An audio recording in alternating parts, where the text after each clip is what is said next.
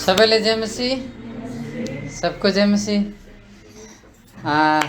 मलाई हिन्दीमा बोल्नको लागि भन्नुभएको छ, तो मैं हिंदी में ही बोलूँगा। आशा है कि आप सब लोग ठीक हैं और मेरी हिंदी समझ पाएंगे अगर मैं बोलूँ। आइए मेरे साथ अध्ययन के लिए यशाया निकाल लीजिए, यशाया 9 अध्याय। अब हम जानते हैं कि लगभग 13-14 दिन के बाद हम लोग क्रिसमस मनाएंगे और ये खुशी का दिन है। आशा है आप लोग खुश हैं और हम भी खुश हैं। आइए मेरे साथ यशाया निकाल लीजिए, यशाया 9 अध्याय, यशाया 9 1 से लेकर 7 मैं आपके लिए पढ़ दूंगा। यशाया 9 1 से 7। आशा है कि आप सबको मिल गया है।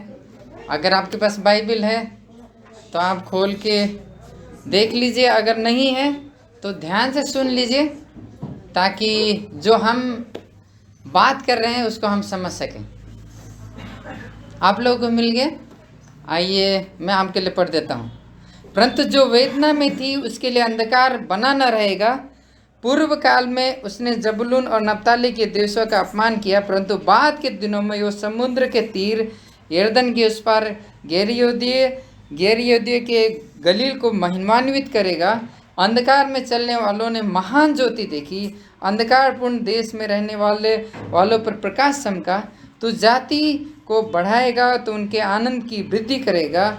वे तेरी उपस्थिति में ऐसे आनंदित होंगे जैसे लोग फसल काटने के समय और जैसे लूट बांटने के समय मग्न होते हैं, क्योंकि तू उनके भारी जुए और उनके कंधे की लाठी को, हाँ, अत्याचारी के डंडे को ऐसे तोड़ देगा जैसे तूने मिद्यान के युद्ध में किया था। क्योंकि युद्ध में धबधब करने वाले प्रत्येक योद्धा के जूते और खून में सने कपड़े जलाने के आग का ईंधन होंगे। क्योंकि हमारे लिए एक बालक उत्पन्न होगा, हमें एक पुत्र दिया जाएगा और प्रभुता उसके कंधे पर होगी, और उसका नाम अद्भुत, युक्ति करने वाला, पराक्रमी परमेश्वर, अनंत काल का पिता और शांति का राजकुमार रखा जाएगा। उसकी प्रभुता की बढ़ती का और उसकी शांति का अंत न होगा। वो दाऊद की राजगद्दी और उसके राज्य को उस समय से लेकर सर्वदा के लिए न्याय और धार्मिकता के द्वारा स्थिर किए और संभाले रहेगा। सेनाओं के यहोवा की धुन इसे पूरा करेगी। आइए हम प्रार्थना करें। परमेश्वर, धन्यवाद देते हैं आपके वचन के लिए। आपने हमें अपना वचन दिया है, सहायता करिए कि हम आपके वचन के अर्थ को समझ सकें। प्रभु जी, इस वचन के द्वारा आप हमारे पाप को दिखाइए और प्रभु जी हमें यीशु मसीह की आवश्यकता को दिखाइए और हम अपने पाप को मान सकें, पश्चाताप कर सकें और हम यीशु को थाम सकें और उसके अनुसार जी सकें।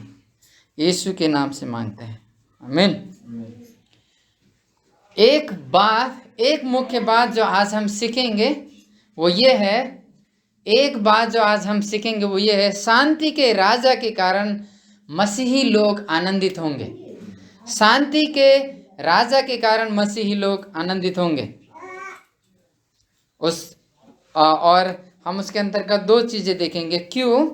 क्योंकि वो अनंत आनंद को प्रदान करने वाला राजा है, और दूसरी बात, क्योंकि वो धार्मिकता और सच्चाई से न्याय करने वाला राजा है। शांति के राजा के कारण मसीह लोग आनंदित होंगे। क्यों? क्योंकि वो अनंत आनंद को प्रदान करता है। थोड़े समय का आनंद नहीं, अनंत काल का आनंद को प्रदान करता है। और दूसरी बात, वो धार्मिकता और सच्चाई से न्याय करने वाला राजा है, वो उद्धार करता राजा है। आज आप लोग यहाँ जमा है, क्या आप लोग खुश हैं कि आप लोग दुखी हैं? शैलेंद्र भैया दुखी है, खुशी है?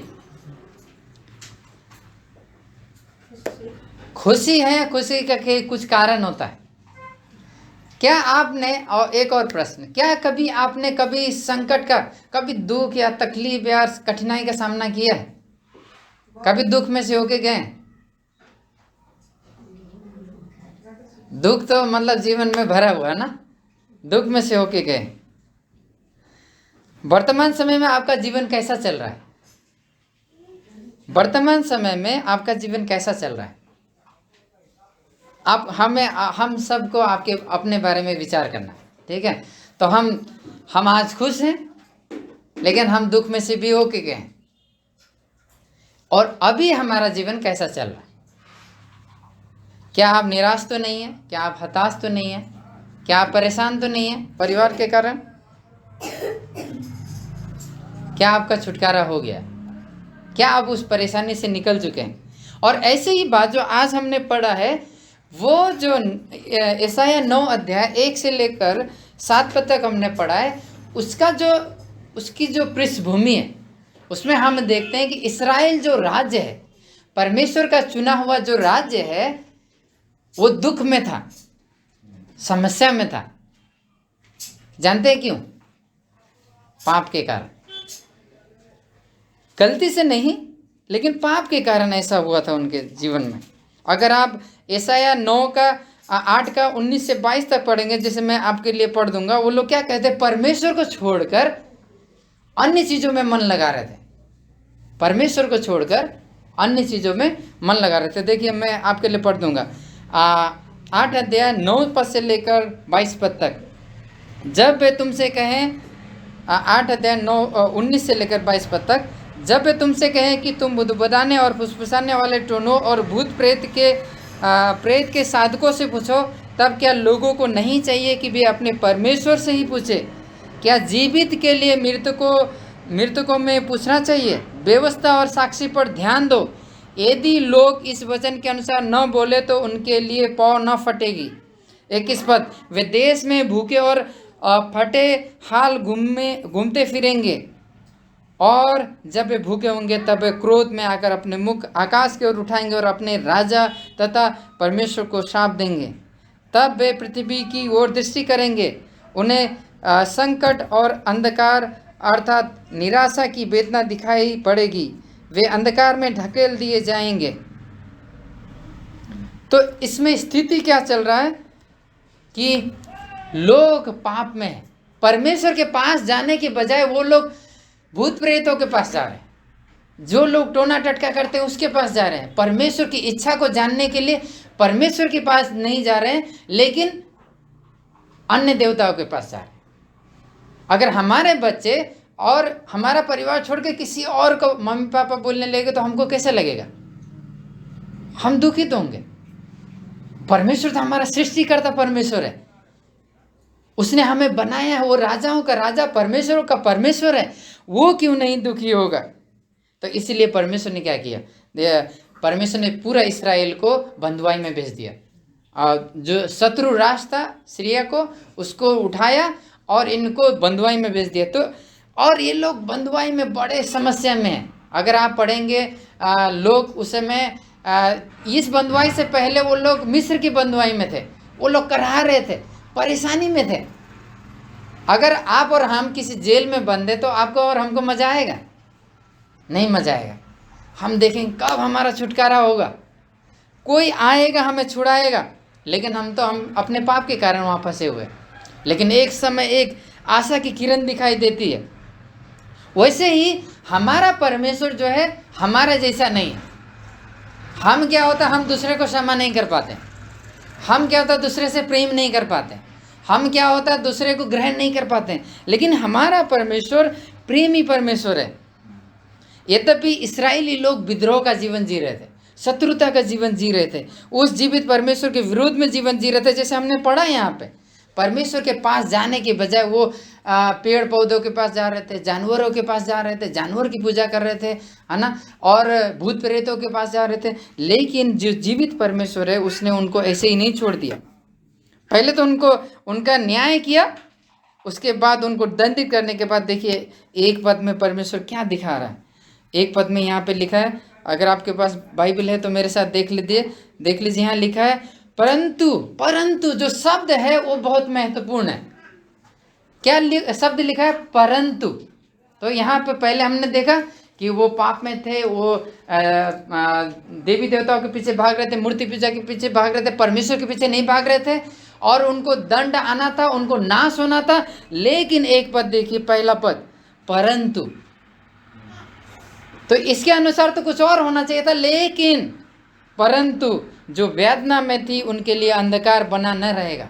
तो परमेश्वर एक प्रतिज्ञा कर रहे हैं, जो लोग वेदना में हैं उनके जीवन में वेदना बना ना रहेगा।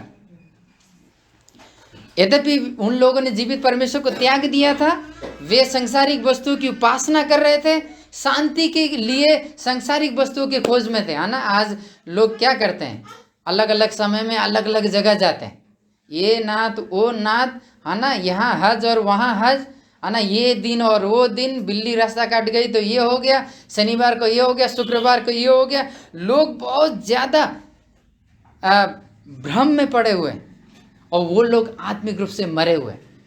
तो जो मसीह को नहीं जानते वो लोग आत्मिक रूप से मरे हुए, और इस कारण वो परमेश्वर को छोड़ के दूसरे ईश्वरों के पास जा रहे थे, जो कि ईश्वर है नहीं, जिनको कि उन्होंने खुद बनाया, है ना। आपने देखा होगा यशाया में, अगर आप पढ़ेंगे, जिस यशाया का हम अध्ययन कर रहे हैं उसी में लिखा है कि एक लकड़ी को काटते हैं, उसी को जलाते हैं और खाना पकाते हैं, उसी लकड़ी को बना के मूर्ति बनाते हैं। कितनी मूर्खता की बात। और इस कारण परमेश्वर क्रोधित है, इस कारण परमेश्वर गुस्सा में है। लेकिन अच्छी खबर यह है, यहाँ पर जो पहले पद में देखा, परंतु ये अच्छी खबर का एक चिन्ह है, एक आशा है। हम नाश नहीं होंगे क्योंकि परमेश्वर दयालु है, परमेश्वर हमारे जैसा कठोर नहीं है। अगर हम किसी को पसंद नहीं करते तो हम क्या चाहते हैं, एक क्षण में उसको नाश करते, लेकिन परमेश्वर ऐसा नहीं है। परमेश्वर प्रेमी है, वो त्यागे नहीं रहेगा। और परमेश्वर ने जिन पर न्याय किया, अब उनका छुटकारा करने के लिए 1 और 2 पद में देखिए उसने क्या किया। परमेश्वर कह रहा है, जो वेदना में है उनके लिए अब अंधकार बना नहीं रहेगा। तो उनके लिए दुख का समय बना नहीं रहेगा, समस्या का जीवन बना नहीं रहेगा। क्या मेरे साथ समझ में आ रहा है आपको मैं क्या कह रहा हूं? अगर आप वेदना में हैं, अगर आप दुख में हैं, तो आपको अपने जीवन के बारे में सोचना है ना विनीता दीदी। तो अगर हमारे जीवन में दुख है, समस्या है, तो हमारे बारे में सोचना है, हम क्यों हमारे जीवन में ऐसा। इस्राएली के जीवन में क्यों आया था ये पाप बोल रहे, ये समस्या क्यों आया था? उनके पाप के कारण से। लेकिन परमेश्वर ने एक आशा दिया, पहला पद, परंतु अब अंधकार बना न रहेगा। और देखिए आगे क्या कहता है, वो पूर्व काल में उसने जबूलून और नप्ताली के देशों का अपमान किया, परंतु बाद के दिनों में वो समुद्र के तीर और यर्दन के उस पार ये गैर यहूदी के गलील को महिमान्वित करेगा। तो जो लोग अंधकार में थे अब अंधकार में बने नहीं रहेंगे, जो लोग दंड के अधीन में थे अब दंड के अधीन बने नहीं रहेंगे। क्यों? क्योंकि परमेश्वर दिखा रहा है कि अंधकार की शक्ति को वो समाप्त करने वाला है, अंधकार को वो खत्म करने वाला है। जिस पाप के कारण उनके ऊपर दंड आया था, परमेश्वर उस पाप को हटाने वाला है। जिस गुलामी के अंदर में वो लोग हैं, उस गुलामी से वो छुटकारा पाने वाले हैं। तो यहाँ क्या लिखा, गैर यहूदी के गलील को महिमान्वित करेगा। तो जो गैर यहूदी शब्द है, तो अगर आप पुराने नियम को जानते हैं तो वहाँ पे परमेश्वर के लोग केवल यहूदी लोग थे, इस्राएली लोग थे। लेकिन यहाँ पे परमेश्वर कहता है कि गैर यहूदी लोग भी परमेश्वर में महिमान्वित होंगे। कैसे? क्यों? ऐसा क्यों होगा? परमेश्वर ने उत्पत्ति 12:3 में परमेश्वर ने प्रतिज्ञा क्या किया था अब्राहम से, कि तुझ में सारी जाति आशीष पाएंगी। अर्थात केवल इस्राएली लोग नहीं थे, लेकिन सब, आप और मैं तो इस्राएल में पैदा नहीं हुए ना, आप लोग कोई इंडिया में पैदा हुए, कोई नेपाल में पैदा हुए। अगर हम इस्राएल में नहीं पैदा हुए तो हमारे लिए कोई आशा नहीं था। लेकिन परमेश्वर जो दयालु है, उसने अब्राहम से बोल दिया था कि वो हम पर भी दया करेगा। तो उत्पत्ति 12:3 में हम पाते हैं कि परमेश्वर अपनी दया को सब लोगों पर प्रकट करेगा। तो हम क्रिसमस मनाने जा रहे हैं और हमें इस बारे में समझना आवश्यक है कि हम जो गैर यहूदी थे, अब हम उसकी प्रजा कैसे बन गए। देखिए 2 पद में क्या कहता है, अंधकार में चलने वालों ने महान ज्योति देखी और अंधकार लोगों पर प्रकाश चमका। तो अंधकार, वो लोग जो बंधुआई में थे उनके लिए कोई भी आशा का किरण नहीं था। वो लोग पूरा पूरा, उनके पास कोई प्रकाश नहीं था। लेकिन परमेश्वर ने एक आशा दिया। लोग कई बार लोग अपने जीवन में परेशान हो जाते हैं, अरे मेरे लिए जीवन का जीने का कोई कारण नहीं है। लेकिन परमेश्वर कहता है एक महान ज्योति चमकी, एक प्रकाश चमका। और यीशु मसीह नए नियम में यूहन्ना 8:12 में कहते हैं वो ज्योति है, वो जगत की ज्योति है। और परमेश्वर इसके द्वारा दिखा रहा है उन लोगों पर, अपने प्रकाश को चमकाने के द्वारा दिखा रहा है कि एक महान ज्योति प्रकाशित होने वाली। तो अभी हम पुराने नियम देख रहे हैं, और कुछ दिन के बाद लगभग 25 तारीख को हम लोग क्या देखेंगे, यीशु मसीह का जन्म उत्सव। तो केवल यीशु मसीह ऐसे ही नहीं टपक गए, परमेश्वर की योजना थी। परमेश्वर की योजना, परमेश्वर ने पहले ही से योजना बनाया था। अगर आप पुराने नियम को नहीं समझेंगे तो नए नियम को नहीं समझेंगे, अगर आप नए नियम को नहीं समझेंगे तो पुराने नियम को नहीं समझेंगे, और ये सब एक साथ मेल में बैठता है। तो परमेश्वर क्या दिखा रहा है कि एक महान ज्योति। तो देखिए अभी बाहर उजाला है, अगर ये उजाला नहीं होगा क्या हम लोग जीवित रह पाएंगे? हाँ शैलेंद्र भैया, अगर ये सूरज नहीं आएगा तो क्या हम लोग जीवित रह पाएंगे? शुक्र दीदी क्या सोचते हैं, अगर ये सूरज नहीं आएगा तो क्या समस्या होगा? अंधकार होगा, हम लोग कुछ नहीं कर पाएंगे, अनाज नहीं फलेगा, फलवंत नहीं होगा, कपड़े नहीं सूखेंगे, कुछ कहीं जा ही नहीं पाएंगे, अंधकार। लेकिन परमेश्वर तो जिस स्थिति में वो लोग थे, जिस स्थिति में हम लोग थे पाप के कारण से, परमेश्वर की ज्योति हम पापी लोगों पर प्रकट होने के लिए प्रतिज्ञा की गई। एक महान ज्योति, एक महान प्रकाश। यहाँ नहीं लिखा क्योंकि वो लोग अच्छा काम करेंगे इसलिए महान ज्योति प्रकट होगी, ये नहीं लिखा। इसलिए नहीं लिखा कि ये नहीं लिखा कि वो लोग उपवास करेंगे तब महान ज्योति प्रकट होगी, ये नहीं लिखा कि वो लोग एक पैर में खड़े होंगे तब महान ज्योति प्रकट होगी। ये लिखा है कि परमेश्वर अपनी दया करेगा, परमेश्वर अपनी करुणा को प्रकट करेगा। देख रहे हैं कितना महान परमेश्वर, इसलिए तो वो महिमा के योग्य है, इसलिए तो वो स्तुति के योग्य है, इसलिए तो वो जय जयकार के योग्य है। इसलिए तो हम लोग जब गीत गा रहे थे, आया मसीह दुनिया में तू पापियों को बचाने को, धर्मियों को बचाने को नहीं।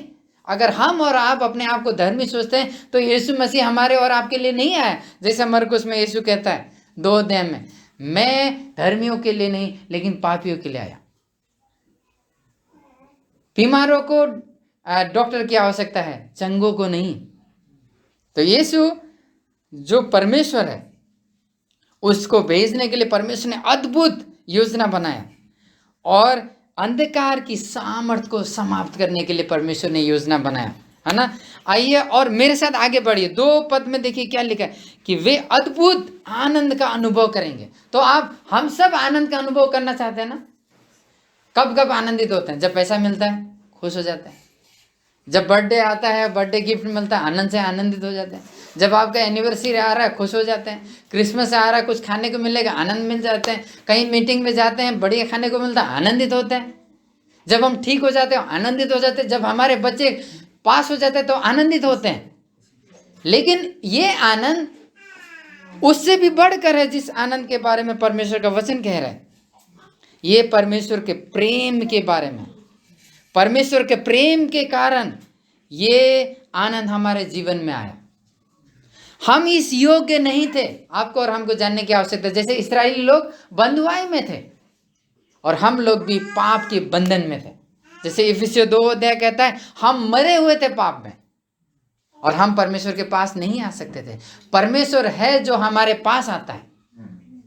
और 3 पद में देखिए वो क्या कहता है। 3 पद में, तू जाति को बढ़ाएगा, उनके आनंद की वृद्धि करेगा।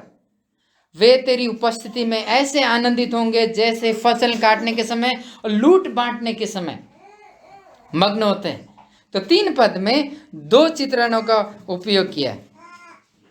मान लीजिए यदि आप गुलामी में हैं, मान लीजिए आप किसी बंधन में हैं, तो आप क्या करेंगे? एक छुटकारे की आशा की ओर देखने का प्रयास करेंगे, और छुटकारा दिलाने वाले के प्रति, जो आपको छुटकारा देगा उसके प्रति आप क्या होंगे?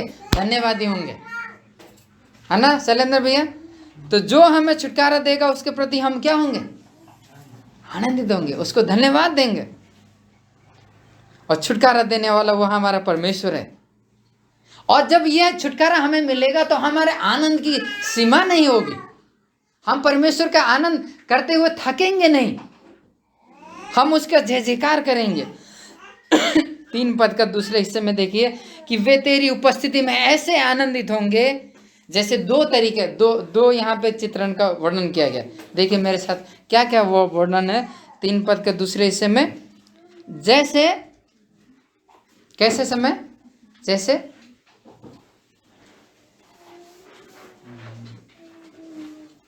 जैसे कब मग्न होते हैं, आनंदित होते हैं। बाइबल में देखिए मेरे साथ, यहाँ पे 2 चीजों का वर्णन दिया। विनीता दीदी हम लोग के साथ में हेल्प करिए। 3 पद के दूसरे हिस्से में क्या लिखा है? कब लोग आनंदित होते हैं? जैसे कटनी के समय, जब मान लीजिए 3 महीने हमने फसल में, खेत में काम किया, है ना? इधर ध्यान दीजिएगा।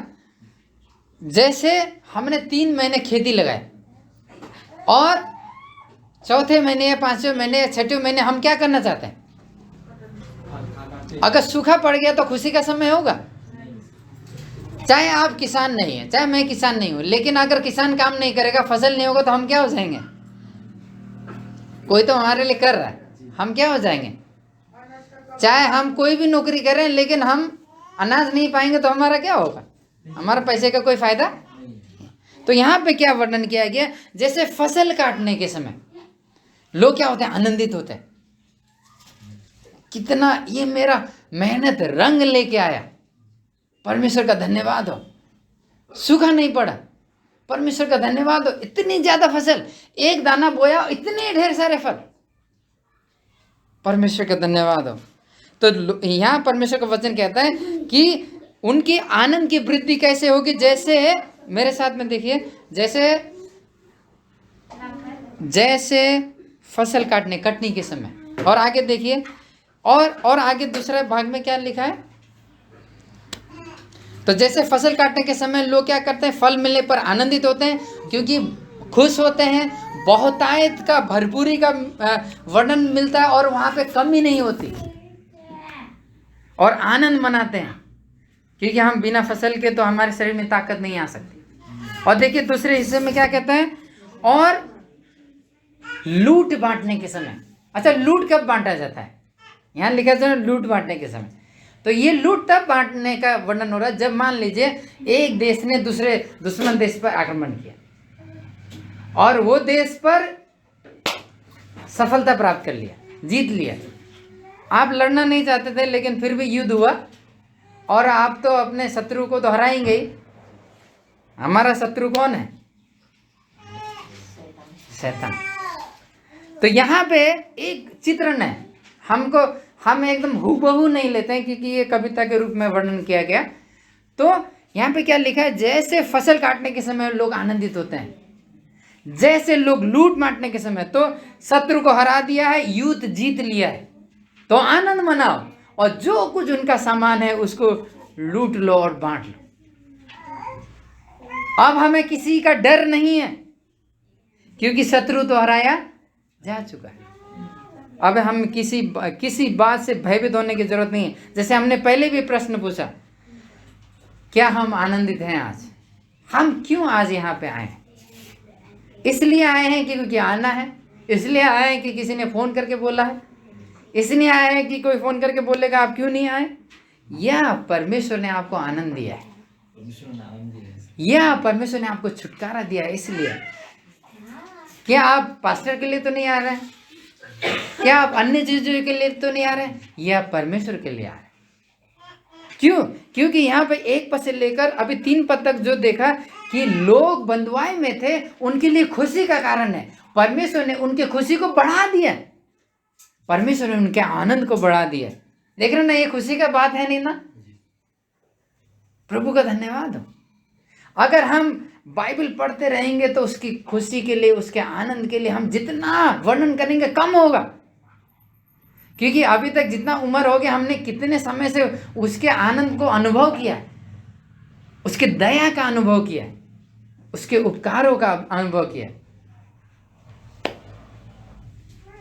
अब हम अपने बारे में सोचने की आवश्यकता है, हम किन बातों में आनंदित होते हैं। तो यहाँ पे तो ये बात है छुटकारे की बातों में आनंदित होना। अब आप और हम अपने दैनिक जीवन के बारे में सोचें, आप और हम कब आनंदित होते हैं? जब हम आत्मिक जीवन में आगे बढ़ रहे हैं या जब हमारा पैसा आगे बढ़ रहा है? जब हम पाप पे विजय प्राप्त कर रहे हैं या जब हम एक घर के बाद दूसरा घर बढ़ा रहे हैं? क्योंकि घर तो यहीं छूट जाएगा, सांसारिक वस्तु तो यहीं पे छूट जाएंगे। संसार के लोगों के पास घर की कमी नहीं है, संसार के लोगों के पास कपड़े और मकान और कपड़े और पैसे और दौलत और सामान की कमी नहीं है। मतलब इसका मतलब ये नहीं कि वो ज़्यादा आशीषित है। आशीषित तो हम लोग हैं जिसको प्रभु ने बचाया है। हम मसीह लोगों के लिए आनंद की बात यीशु मसीह में है। देखिए 4 पद से हम आगे बढ़ेंगे। 4 पद से हम 5 पद में हम देखेंगे आनंद के कारण को हम देखने पाएंगे। आनंद का क्या कारण है?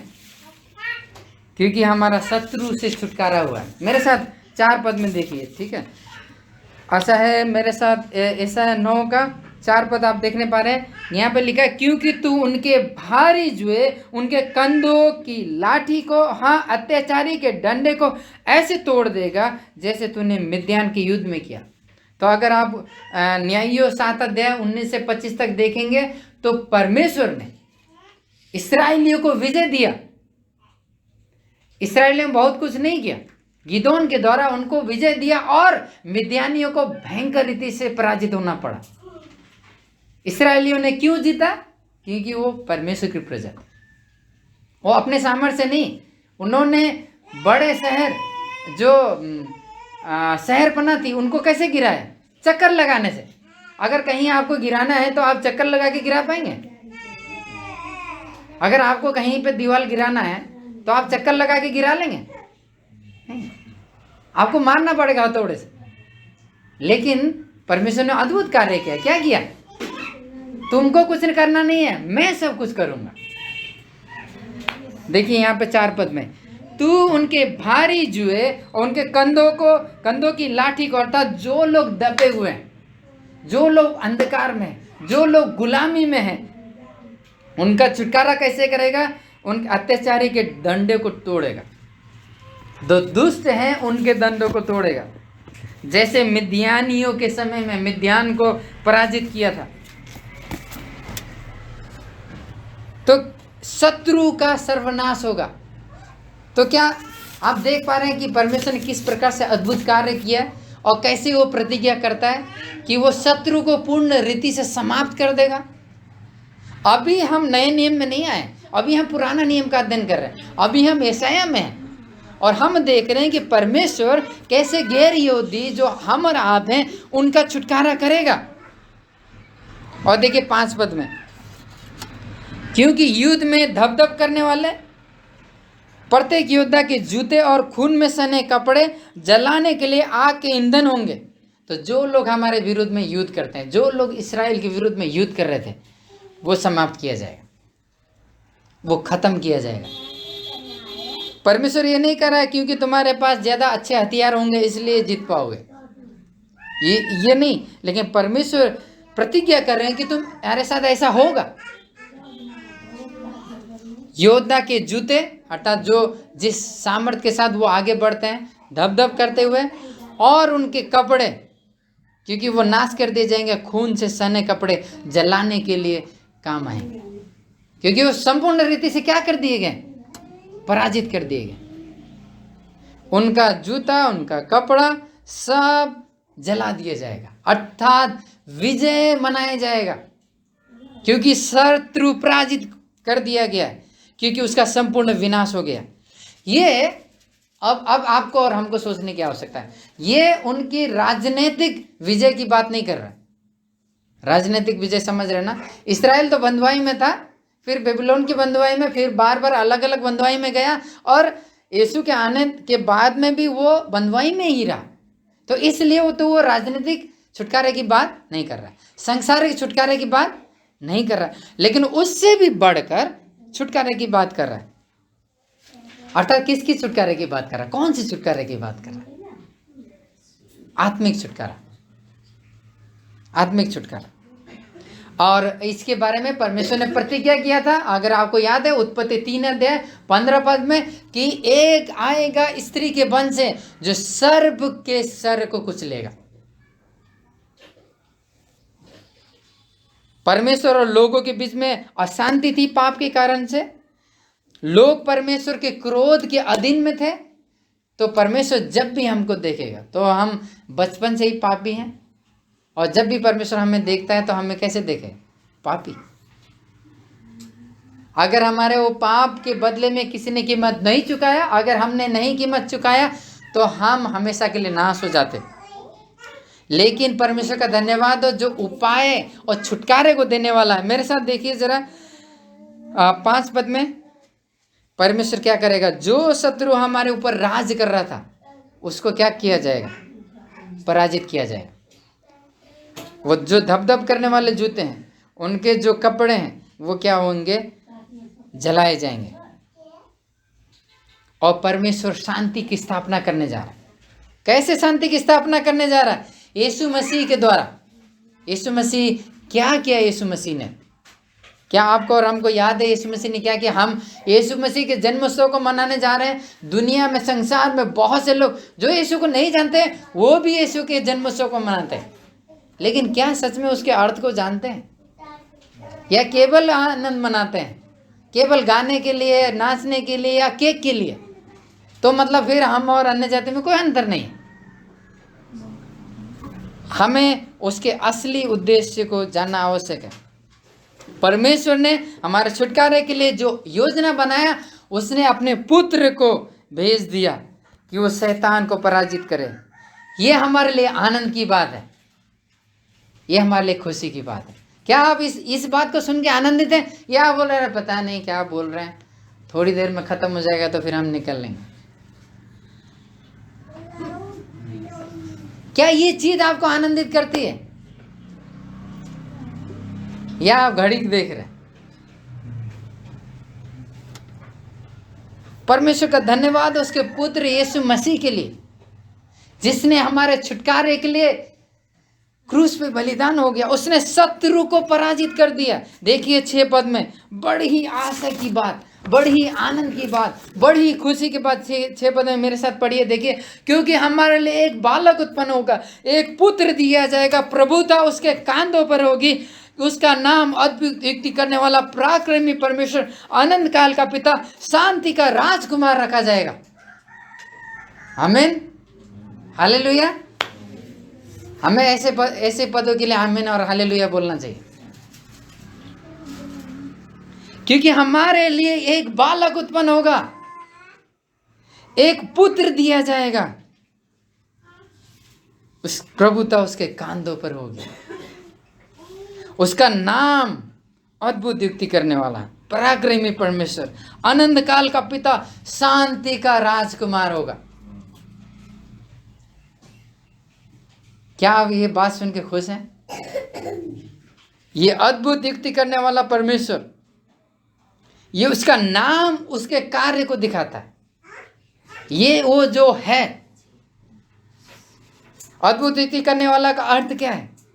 जो अपने लोगों के लिए सही और अच्छे और सही निर्णय लेता है, सही योजना को बनाता है, धार्मिकता के मार्ग में हमारी अगुवाई करता है। अद्भुत युक्ति करने वाला। या हम सोचते हाँ यीशु मसीह के पीछे आओ सब कुछ बढ़िया होगा, कभी हम बीमार नहीं पड़ेंगे, कभी हमारे बच्चे फेल नहीं होंगे, कभी हमारे पास पैसे की कमी नहीं होगी। बाइबल में ये नहीं कहते, ये तो आजकल बहुत से लोग कहते हैं, लेकिन बाइबल क्या कहता है? वो अद्भुत युक्ति करने वाला हमें धार्मिकता के मार्ग में अगुवाई करेगा। वो हमें पाप से दूर करेगा, क्योंकि हमारी सबसे बड़ी समस्या पाप है। जैसे हम मरकुस में अध्ययन कर रहे थे, बहुत से लोग मरकुस के अध्ययन में शामिल होते हैं। वहाँ पे एक लकवे के बीमार को यीशु के पास लाया जाता है। यीशु के पास जब लकवे के बीमार को ऊपर से छत से नीचे लटकाया जाता है और यीशु के पास आता है, तो यीशु में से सबसे पहले काम क्या करते हैं? यीशु कहते हैं तेरे पाप क्षमा हुए। यीशु ये नहीं कहते हैं चलो, वो बाद में करते हैं उसको चंगाई, लेकिन सबसे पहले यीशु मसीह उसको चंगाई करते हैं। अगर आप चंगाई पाना चाहते हैं, अगर चंगाई देखना चाहते हैं, तो ओझा लोग भी करते हैं चंगाई। चंगाई देखना चाहते हैं, मजार में भी चंगाई होती है। क्या शैतान के पास ताकत नहीं है? बिल्कुल ताकत है।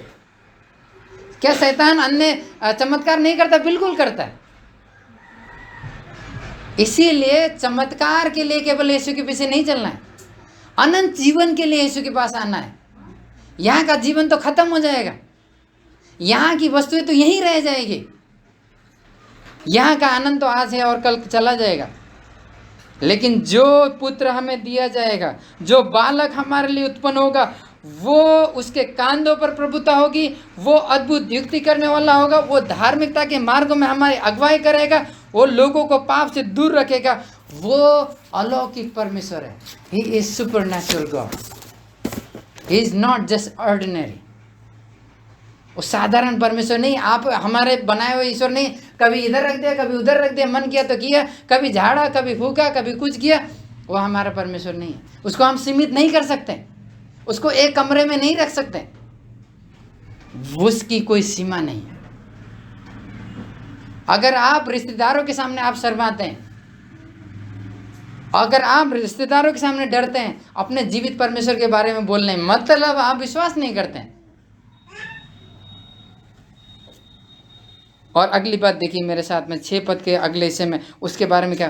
पराक्रमी परमेश्वर, अर्थात विजयी योद्धा है। वो प्रबल हुआ है, उसके सामने कोई स्थिर नहीं हो सकता, कोई भी ताकत उसके सामने खड़ा नहीं हो सकता। एक ही युद्ध में उसने शत्रु को पराजित कर दिया, एक बार में। पुराने नियम में क्या होता था? महायाजक लोग बार बार बलिदान चढ़ाते थे, लेकिन यीशु एक बार बलिदान होके सदा के लिए उसने उस कार्य को पूरा कर दिया, शत्रु को हरा दिया। शैतान तो सोच रहा था यीशु को क्रूस पे चढ़ा के उसका काम तमाम कर दिया, लेकिन यीशु ने अपने मृत्यु के द्वारा मृत्यु को पराजित कर दिया, क्योंकि वो जी उठा। और जब यहाँ पे पढ़ रहे पराक्रमी परमेश्वर, वो विजयी योद्धा है, अपने लोगों को छुड़ाता है और उसके लोग उसके राज में सुरक्षित होते हैं। आमीन, हालेलुया। क्या ये बात सुन के हमें आनंद होता है? ये आनंद हमें कोई नहीं दे सकता है, पैसा भी नहीं दे सकता है। जिसके पास पैसा है उसके पास भी शांति नहीं, जिसके पास दवाई है वो भी स्वास्थ्य नहीं खरीद सकता, वो भी जीवन नहीं खरीद सकता। और आगे देखिए क्या कहता है, अनंत काल का पिता, वो अपने लोगों के, अर्थात अनंत काल का पिता का अर्थ उसका कार्य से लेना देना है। वो अपने लोगों की चिंता करता है, जैसे पिता अपने लोगों की चिंता करता है, अपने बच्चों की चिंता करता है। जैसे यीशु ने बोला कि वो मुर्गी की तरह अपने बच्चों को ढांपे रहता है, संभाले रहता है। वो प्रेम के साथ में पेश आता है, वो अपने लोगों को सिखाता है, वो अगुवाई करता है, वो अपने बच्चों की अनुशासन करता है, उनके साथ में रहता है, वो विश्वास योग्य बना रहता है। अनंत काल का पिता का अर्थ, वो लोगों पर करुणा करता है। वो मुर्गे जैसे अपने बच्चों को संभाले रहती है, वैसे ही वो हमें संभाले रहता है।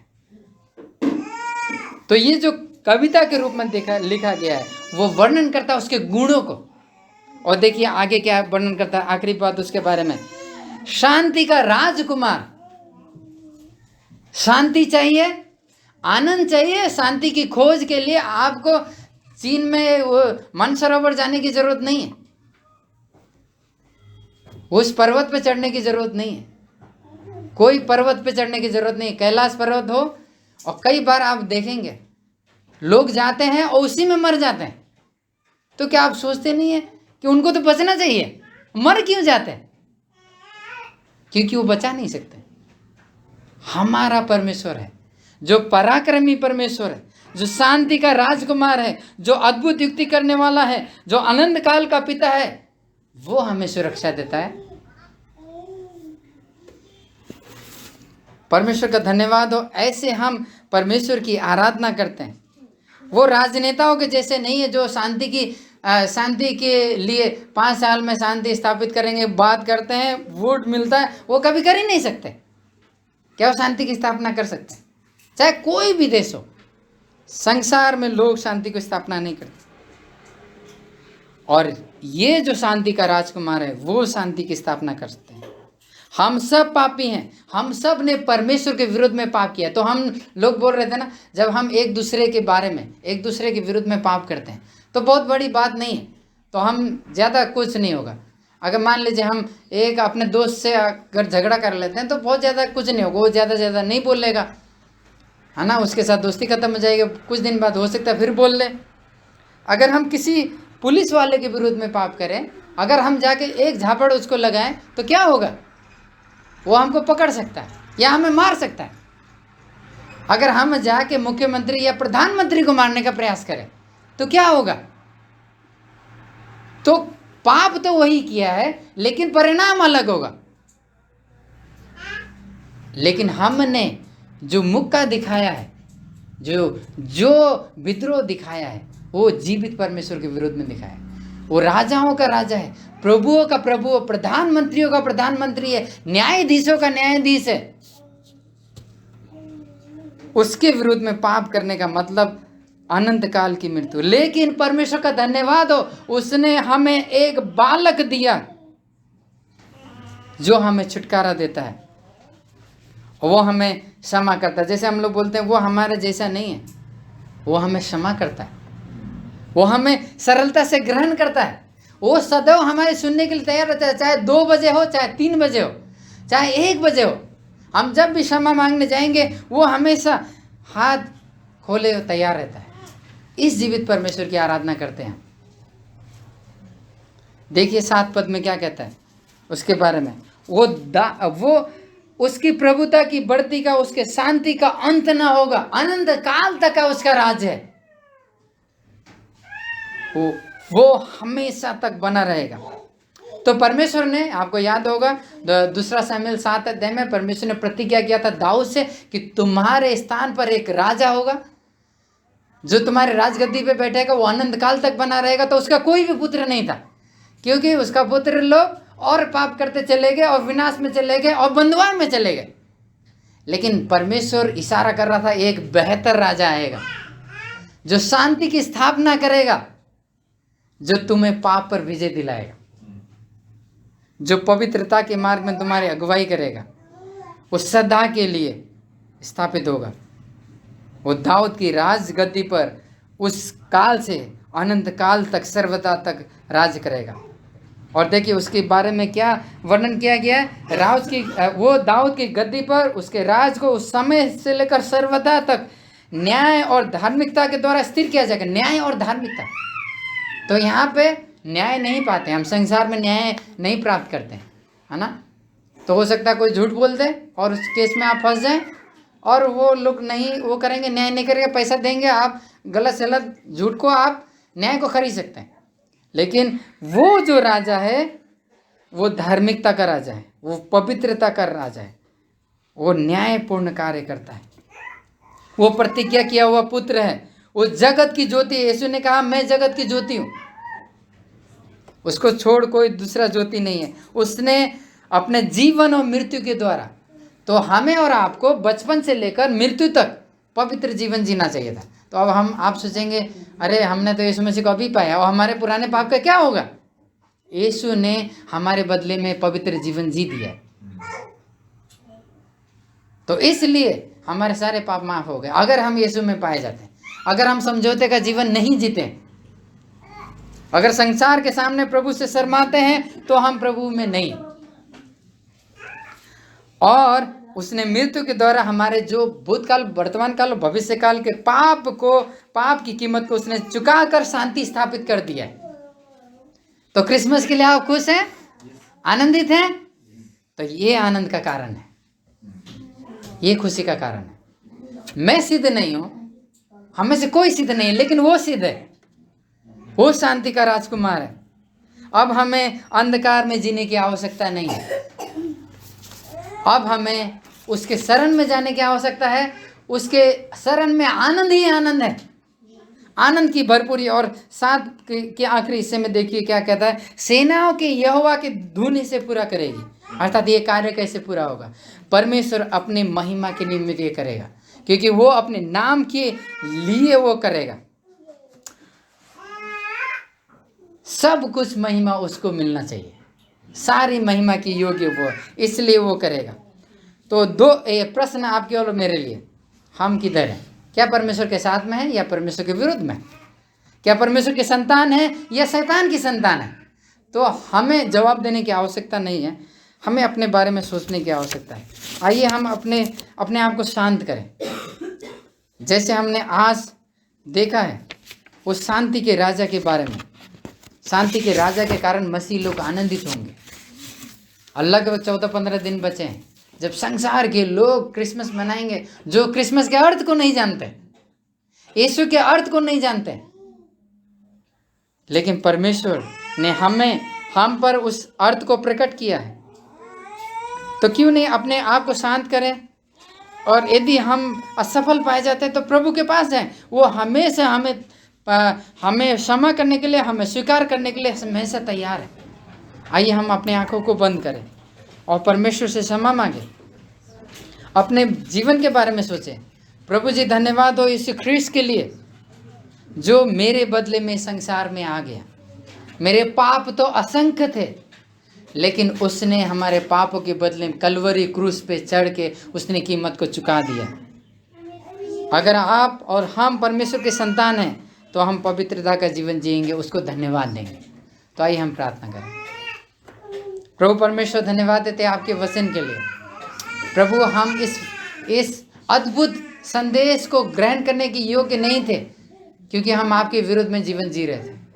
लेकिन प्रभु धन्यवाद हो आपके दया का, आपके अनुग्रह का, जिसके कारण हम आपके संतान बन गए, आपके पुत्र के लिए, आपके प्रेम के लिए। हम धन्यवाद देते हैं उस राजा के लिए जो अद्भुत युक्ति करने वाला, पराक्रमी परमेश्वर, अनंत काल का पिता, शांति का राजकुमार है, जिसने शैतान को क्रूस पर पराजित कर दिया है। प्रभु जिसके द्वारा हम आपके संतान बन गए। प्रभु सहायता करिए कि हम पाप पर विजय प्राप्त करें। हम अपने ताकत के द्वारा नहीं कर सकते, पवित्र आत्मा की शक्ति और सामर्थ्य के द्वारा, हम पवित्र आत्मा के दया के द्वारा प्रभु हम पवित्रता के मार्ग में बढ़ सकते हैं, शैतान पर विजय प्राप्त कर सकते हैं। जो आत्मा आपने हमें दिया है, जो हमारे अंदर वास करता है, जो हमें यीशु मसीह को दिखाता है, धन्यवाद देते हैं आपके वचन के लिए। हमें से प्रत्येक को हमारे पाप दिखाने के लिए धन्यवाद देते हैं। प्रभु मेरे पाप को क्षमा करिए। मैंने अगर अपने भाई बहन के विरोध में कोई पाप किया है, प्रभु मुझ पर दया करिए कि मैं उनसे क्षमा मांग सकूं, और प्रभु और मैं आपके वचन के अनुसार जीवन जी सकूं। धन्यवाद देते हैं हमारे भाई बहनों के लिए। प्रत्येक बातों को आपके हाथ में सौंपते हैं, यीशु मसीह के नाम से मांगते हैं, आमीन। जय मसीह।